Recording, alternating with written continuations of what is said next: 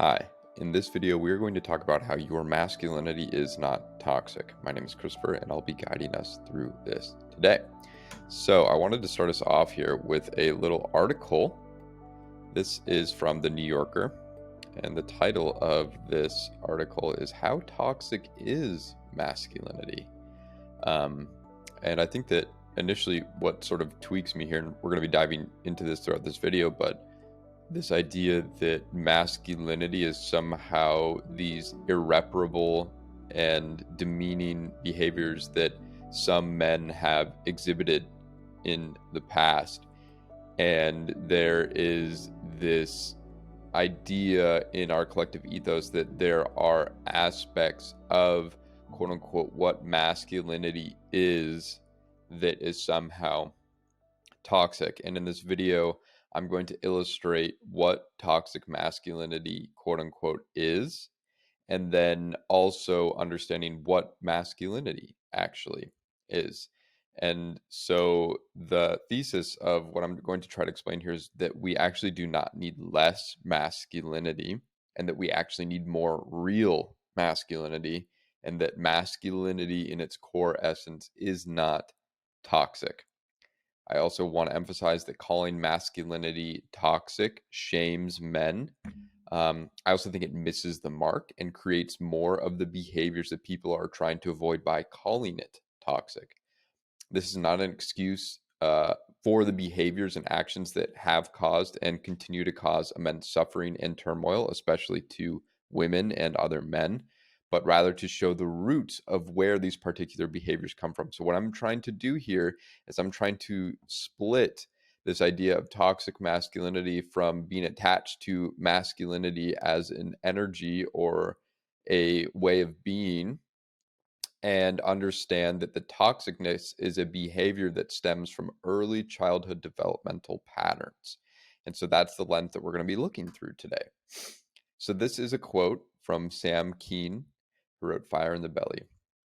Condition a man or woman to value aggression above all other virtues, and you will produce a character type whose most readily expressed emotion will be anger. And anger is the easiest and most readily expressed emotion that men are allowed to feel in our society today. We're going to be diving into that real shortly here. I also want to emphasize that this is not a men's problem or a woman's problem, that this is a societal problem, and it stems from how we are raising or lack of raising our boys. Currently in the United States, we have an epidemic of fatherless homes. Nearly 1/4 of all of the homes that we live in do not have a father in the household, and nearly 1/3 of all of the homes do not have their biological parent in the household. So there is a disparity between our fatherlessness and what's actually happening in society. And this isn't just a problem for men to solve, although men do need to support and hold each other accountable and be responsible for each other. And it's not a problem for women to solve. Women can't solve the problems that are currently being exhibited by men, but it is a societal problem that we are all in this soup together, that we are all creating these systemic issues together. And perhaps we can look inside of ourselves and see where we are contributing to these problems, and not blaming or pointing to the outside world as to what's going on over there with those people. Where inside of us are we exhibiting these behavior patterns? Are we creating the conditions to allow for this type of culture to exist? So I want to touch on the core issues of quote unquote toxic masculinity. And I think that this image sort of does an amazing job summing it up. This image comes from the Innovation Unit over in England. And this photo has a couple of quotes on it that I think a lot of us men have heard growing up in Western culture. Don't be a pussy. Men don't cry. Man up. Stop being such a girl. Don't be a wimp. Be a man. And even though the words be a man or man up don't necessarily mean anything, they're kind of ethereal concepts. I can viscerally feel in my body what it has been like to have been on the receiving end of those words from important figures in my life, such as my uncle or coaches or other important figures in my life who've told me to man up when I'm being too sensitive or emotional. And that's what I believe is at the core of quote unquote toxic masculinity, is that our culture has conditioned and is continuing to condition men that emotions are a predominantly women trait, that women are the sole carriers of emotions, and that the only emotion that men can show is anger. And through that anger, the behavior that is commonly associated with anger is violence or aggression. Um, and I'm taking a stand and saying that we are all human. And being a human encompasses a wide variety of emotions, of sadness, of grief, of joy, of happiness, of longing, of desire, of playfulness. And um, to consider it weak to feel emotions is sort of where this stems from. And I'll get to this in a second, but that is a trap that we as men and young boys fall into from our society, is that we are told that the authentic expression of who we are, aka our emotions, are not okay. And we're shamed for that. And so we get shamed for having emotions like sadness or fear or these very primal and real and human emotions, and we lock those up and we become very rigid, and we don't know what to do with those because those emotions still want to and will come out whether or not we are going to consciously express them. In our society, it is considered weak to act like a woman, or to act in a way that we as a society have conditioned ourselves to believe that women act. So that means being sensitive or intuitive or emotional. It has somehow become a trait of a woman to be emotional. And the men that I work with are, when we tap into and start doing some actual work, I find that we as men are extremely emotional. We are extremely intuitive, and we are extremely sensitive as well. And to say that those are only feminine traits is completely missing the mark. So, contrary to societal beliefs, men are extremely sensitive and emotional creatures, and one of the only acceptable emotions for men to express is anger. And I want to come back up here to this idea of it's being considered weak to act like a woman. So, being shamed from these words, what ends up happening is these words um, shame young boys into thinking that a particular set of behaviors is quote unquote womanly or feminine. And so, what typically happens as boys is that we reject the internal feminine, or the part of ourselves that is the feeling part, or the right brain, whatever language you want to use here, and we reject that part of ourselves that learns how to connect with what is happening inside of our body. And so a lot of the men I work with are very heady, very intellectual. It's very difficult for them to connect with the sensations inside of their body. There isn't the coherence between the left and the right brain to connect with and to feel the sensations of emotions that are occurring within their own bodies. And so what ends up happening is that we reject the internal feminine. We reject anything feminine inside of ourselves. And this is where I believe a lot of homophobia comes from: internal rejection of anything feminine, a lot of internalized aggression towards feeling states, anything feeling. And then obviously that gets rejected inside and then attacked in other men as well.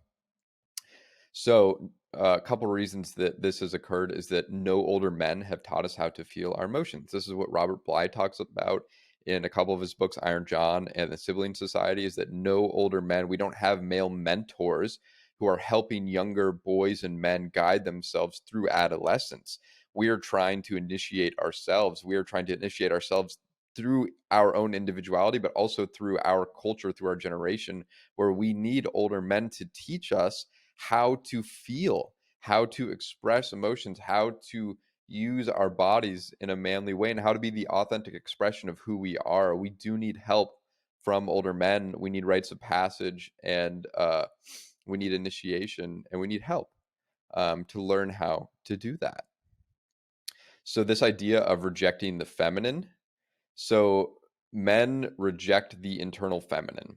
And I explained how that happened is because we get shamed for anything that we associate to be feminine or sensitive or emotional inside of ourselves. And so from phrases such as don't be a pussy, we internalize these, and that anything feminine within ourselves we subject to shame. And so we as men end up projecting the internalized aggression to our own inner feminine onto the external feminine. And so the attack on our own internal sense of feminine gets projected into the external world towards other women. And this is where the misogyny comes from, the sexism, the homophobia, rape, sexual aggression, and domestic violence. It comes from our own inner hatred towards ourselves. And I'm not saying this to let ourselves off the hook here for behaviors we may have caused in the past. We obviously have to um, come to terms with actions that we may have done in the past. However, what I'm acknowledging here is the dynamic that is creating these patterns that we are seeing within society. Question: what happens when we cannot express who we are, when we cannot be ourselves, when we have to sacrifice our authenticity? And then follow-up question: what emotion is created in the body when this happens? Can you think of it? Just think for a second. What emotion do you think is created when we cannot be who we really are? I'm going to ask one more question real quick before we give the answer. Why would someone ever have the need to prove themselves? This is a huge part of the quote unquote toxic masculinity, is recognizing that men sort of need to prove themselves to other men and to other women. And um, the answer being traumatic experiences, developmental trauma, and then the emotion that is created is shame. So back to the question of why would somebody need to prove themselves? Well, because they don't feel proven. They don't know who they are inside because they don't have access to who they are because they've been shamed for being who they are in the past. So why would someone ever need to prove themselves? Because they don't feel secure in themselves. And the reason they don't feel secure is because they do not have a healthy sense of self. And this can be traced back into early developmental trauma. Ages 0 to 10 are the ages when we basically create our entire sense and mode of reality based off of our relationships to our caregivers, our authorities in our lives, and our family and our friends around us. And if we didn't have secure attachments at that time, which many of us didn't actually have, then it was very easy for us to create, to have some sort of trauma that was created, some sort of shame for being who we are, for expressing ourselves. And many of us have been too much for our caregivers, or not enough, or perhaps not who they needed us to be. And so we changed ourselves into who our caregivers needed us to be in order for us to survive. And so what we can see here is that a lot of these toxic masculine behaviors are actually behaviors that stem from a need to survive in early childhood. So what I am essentially saying here is that we do not have an epidemic of quote unquote toxic masculinity. We have an epidemic of toxic shame that is being stored within the bodies. And what we are seeing as the symptoms of the toxic shame are domestic violence, rape, abuse, misogyny, the patriarchy, all of these ideas that we see men being placated and attacked for being toxic are actually coming from toxic shame inside of ourselves that we haven't learned how to heal from yet. And so I'm making the case that toxic masculinity doesn't actually do justice to what we're trying to say. And it actually ends up hurting more than it does good, because we get very confused about this idea of masculinity.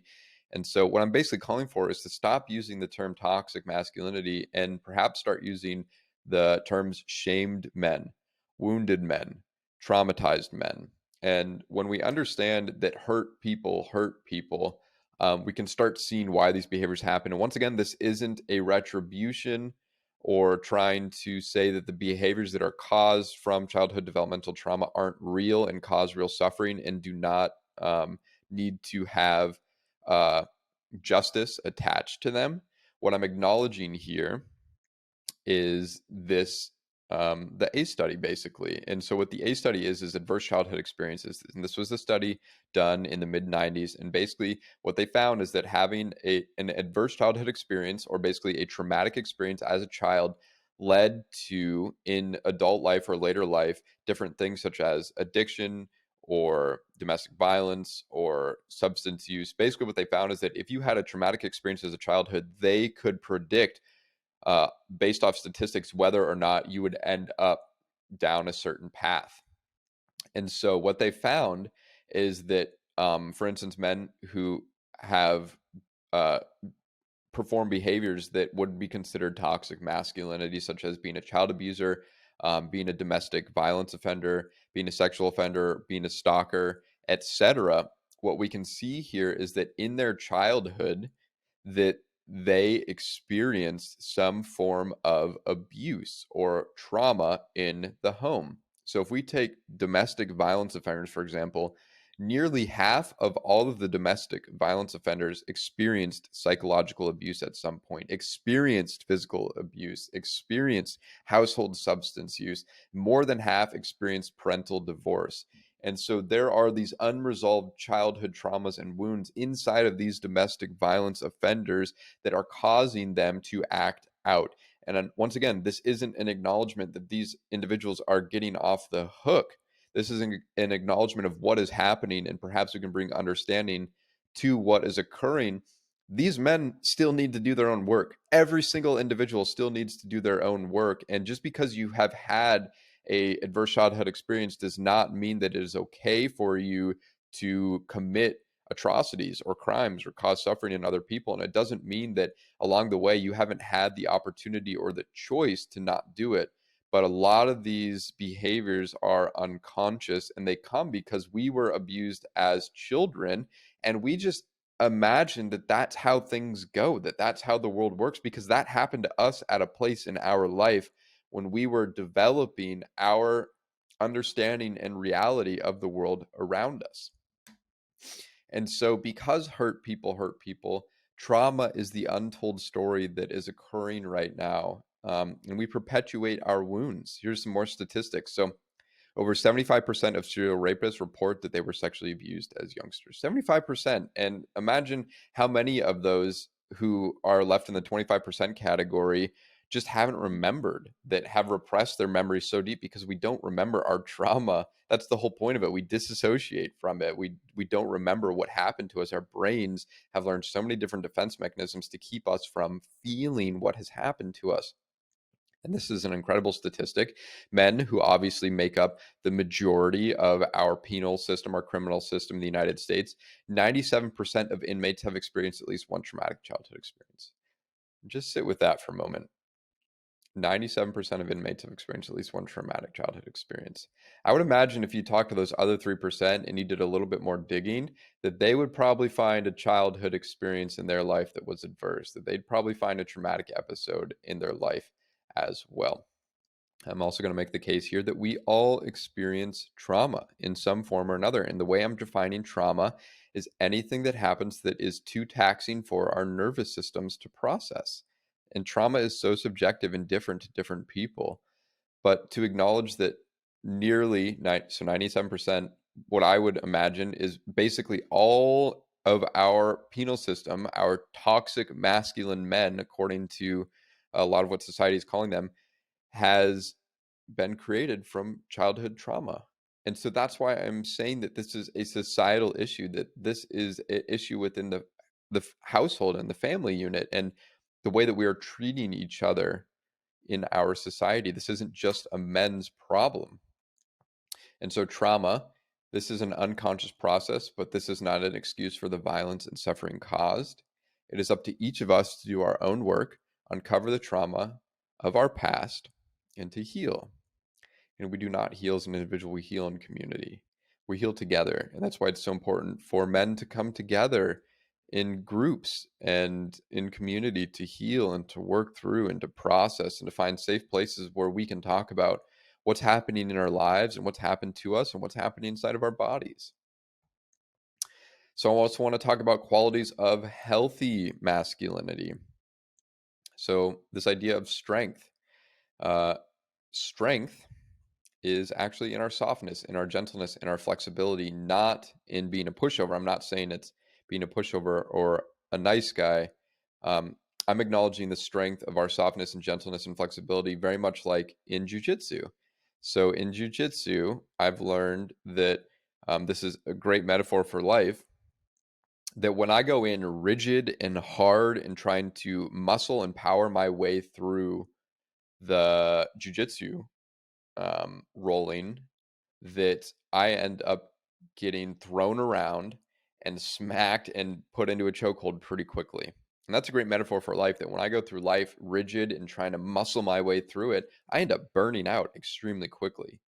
And so in jujitsu, what I've recognized is that when I started softening up and started playing with this other individual and playing with the energy and the softness and the gentleness and becoming more flexible with my body, that I have been able to become stronger and actually learn how to submit other individuals as well. And so our strength is not in our ability to hold on for dear life and to muscle our way through things, but it's for our way to learn how to dance with life and to become flexible with our range of our emotions and being, learning how to grieve, how to wail, how to cry, how to be joyful, how to play, how to dance, how to be strong and centered at times when it is required of us to be strong and centered in who we are. I also want to say power comes when we choose to love and be compassionate over violent and hateful. Obviously, this does not mean to sacrifice our ability to defend ourselves, right? That's the whole point. That's why I'm going to jujitsu right now, is because I'm learning how to defend myself. I think that's an extremely important quality to have. But what I'm saying here is that our power comes when we learn how to love and be compassionate with other individuals and to see them as us and to see other people as in this human experience with us together, and not to be violent or hateful or aggressive towards other individuals. I'm asking that we lead from authenticity and vulnerability, words that may bring up some emotions in some individuals. Um, I also think that it's important that we ask for help when needed, that that's a healthy masculine trait. That's a healthy human trait. And a lot of these are just healthy human traits. But what I'm acknowledging is a healthy, centered human being. The way that I'm also defining masculinity is that masculinity is just the authentic expression of who we are as men. And masculinity isn't to be molded into some rigid, defined boundary. Masculinity is whatever we make it to be as the authentic expression of who we are within the guidelines of openness to who we can be. So we can express and feel a wide range of emotions. We are respectful of other men and women. We ask for sexual consent. That's extremely important. We connect and help other men. We are supportive. And if you see another man hurting, check in with him. I think to me, those are some qualities of healthy masculinity. I'd love to hear in the comments what you think healthy masculinity is, if you agree or disagree with any of these as well. This is a flexible, it's a changing definition too. This isn't a rigid set of boundaries as well. So I'd love to hear in the comments what you think about healthy masculinity. And then how many men, think about this, how many men in your life can you name that exhibit the qualities of healthy masculinity? How many role models can you look up to in your life? I'm not talking about celebrities or actors or YouTubers. I'm talking about in your personal life. How many men can you name and who exhibit the qualities of healthy masculinity? And that's where I think the systemic issue lies, is that there aren't a lot. They're out there. And perhaps you can name maybe a handful, and that's great. And if you don't have that ability yet, then it's important that you go out and find that. Who in your life can you aspire to be like? What qualities do they have that you can start to emulate? And remember that they're human and not to idealize them, that every human makes mistakes and every human is infallible, or is not infallible, that every human has the ability to be human. How many couples can you think of that would like to model your own relationship on? How many individuals out there? Esther Perel talks about this, which is she loves asking the question, how many, entrepreneurs or businessmen or CEO can you think of that are very successful? Now, how many healthy relationships can you think of in your life that are very successful? Chances are that you found a lot of those CEOs and businessmen. You could rattle off a bunch of their names, but to start thinking about different healthy relationships. There may not be a whole lot in your life. Some individuals may not have any that they've seen that they can model their relationship after. And how can we create healthy relationships without having models of what a healthy relationship can look like? So once again, this is an us, meaning a societal problem, not a them problem. Where in ourselves can we look and find, both men and women, how we are contributing to unhealthy standards of men in our society? And this all comes from our own ability to feel our emotions. So in summary, masculinity at its core is not toxic. The toxic masculinity that people are speaking of are the behaviors that are enacted of from early developmental trauma. Men are stuck in a paradox of needing to feel, but feeling rejected when they do. We need to feel our emotions. We need to find safe places and containers that allow for us to feel our emotions. That could be working with a coach, with a therapist, with 12-step groups, with finding a men's group in your area on Meetup. These are ways in which you could get involved or create your own men's group. That's what I ended up doing last year. So I didn't have a men's group, so I just created one. It's a great way to learn how to express and support other men. And that men do not have male initiation or male role models. So can we start working with younger men and older men in our lives as well, looking to older men as mentors and elders, and learn the respect and to hold them accountable for that, and to let them know that we need them, but then also working with the younger men in our lives and supporting them through difficult periods of transition from boyhood into manhood. And this is the biggest point here. This is where I believe that, quote unquote, the toxic masculine or the wounded masculine stems from, which is that men project the internalized aggression of the inner feminine onto the external feminine as misogyny, sexism, homophobia, rape, sexual aggression, domestic violence. When we attack ourselves for feeling, anything out there that resembles the feeling quality now becomes the enemy. And women end up taking the huge burden for the projection of the internalized aggression towards the feminine inside of men. And that's not okay. And that's what needs to shift. And that involves us doing our inner work and feeling. So if you would like to learn how to start working with some of this, you can schedule a call with me down below. Working with a specialist one-on-one is a great way to really dive into a lot of this. We can work together learning how to reconnect your body, your feelings, your emotions. If you know somebody else who might benefit from this, please feel free to send them that link down below, or have them watch this YouTube video. Together we can rediscover your authenticity. If you're feeling out of touch with life, or feeling that you're not connected to your purpose, good chances that it's your authenticity that we can reconnect with and learn to listen to that inner voice, that inner wisdom, and then we can learn how to develop healthy and meaningful relationship with yourself and with other people. So with that, thank you so much for tuning in. I really appreciate it. I spend a lot of time making these videos, so if you wouldn't mind liking and subscribing, it'd really help this channel to grow and to help other men out there to discover themselves. Thank you so much for tuning in, and I will catch you in the next one. Take care.